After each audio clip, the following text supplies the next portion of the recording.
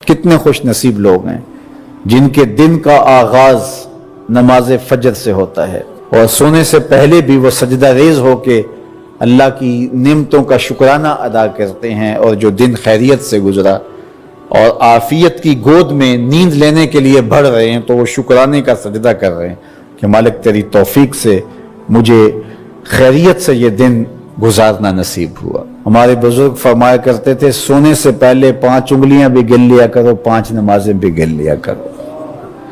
اگر 5 نمازیں پوری ہیں تو اللہ کا شکر ادا کیا کرو کہ تمہیں توفیق اس نے عطا کی۔ اللہ اکبر۔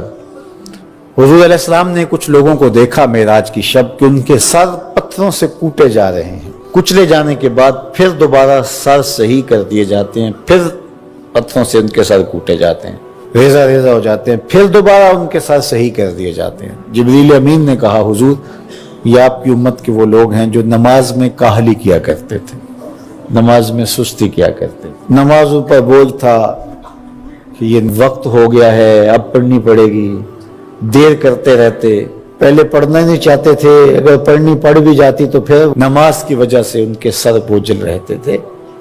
آج ان کے وہ سر کوٹے جائیں گے۔ نوجوانوں بالخصوص میں آپ سے مخاطب ہوں، ماں باپ کو زور نہ لگانا پڑے، آپ کی منتیں نہ کرنی پڑیں، آپ کے ترلے نہ کرنے پڑیں، آپ کو جھڑکنا نہ پڑے۔ جب حیا علی الصلاۃ کی آواز آئے تم بستر سے چھلانگ لگا کے اٹھ جاؤ کہ میرے رب کا بلاوا ہے میرے نام۔ میسج ہے۔ طلباء سے کہوں گا کہ استاد کو بیدار نہ کرنا پڑے تمہیں، جب اذان کی صدا آئے تو خود اٹھ کر کے مصلی پہ آ کے بیٹھ جاؤ کہ میرے رب کا بلاوا میرے نام آیا ہے۔ اپنے ہم عمر لوگوں سے کہوں گا طبیعت کی کمزوریوں کے باوجود رب کے بلاوے پہ مصلی پہ بیٹھ جاؤ۔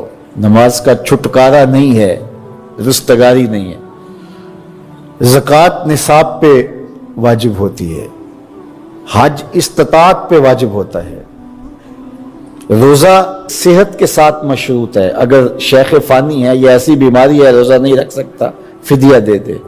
مسافر کو چھوٹ ہے، بیمار کو چھوٹ ہے کہ وہ دیگر ایام میں اس کی قضا کر لے، لیکن نماز کی چھوٹ نہیں ہے۔ بیمار ہے تب بھی پڑھے گا، صحت مند ہے تب بھی پڑھے گا، حضر میں ہے تب بھی پڑھے گا، سفر میں ہے تب بھی پڑھے گا۔ بالغ کے اوپر نماز کی کسی صورت میں بھی رخصت نہیں ہے۔ کھڑے ہو کے نہیں پڑھ سکتا بیٹھ کے پڑھ لے، بیٹھ کے نہیں پڑھ سکتا لیٹ کے پڑھ لے، اشارے سے پڑھ لے۔ وضو کے لیے پانی دستیاب نہیں ہے تو تیمم کر لے۔ حالت سفر میں ہے قصر کر لے، آدھی پڑھ لے پوری نہ پڑھے۔ دشمن کے مقابلے میں ہے صلاۃ الخوف کی صورت میں پڑھ لے۔ یہ نماز کا مسئلہ ہے، اتنی اہم نماز ہے۔ تو جن کے سر بوجھل رہے نماز سے، سردیوں میں ہوتا ہے اوپر نیچے نمازیں آ رہی ہوتی ہیں، ابھی عصر پڑھ کے گھر پہنچے تو پھر مغرب کی آ گئی، مغرب گھر کے پہنچے تو پھر عشاء کی آ گئی، تو کئی لوگ کہتے ہیں اے تو مولویاں نے آت چکی ایک، ابھی تو پڑھ کے آئے ہیں۔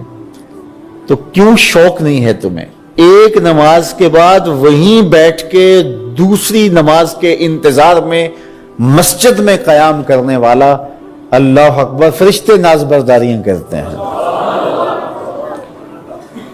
مسجد میں صحابہ بیٹھ جاتے ہیں، ایک نماز پڑھی اب دوسری پڑھ کے جائیں گے، دوسری پڑھی تو اب تیسری پڑھ کے جائیں گے، اور جب نماز کا وقت آتا تو وہ انتظار کرتے کہ ابھی تک اذان نہیں ہوئی۔ اور حضور جب حضرت بلال حبشی رضی اللہ تعالی عنہ کو اذان کے لیے کہتے تو کہتے ارحنا یا بلال، بلال اٹھو ہمارے دل کو راحت پہنچاؤ۔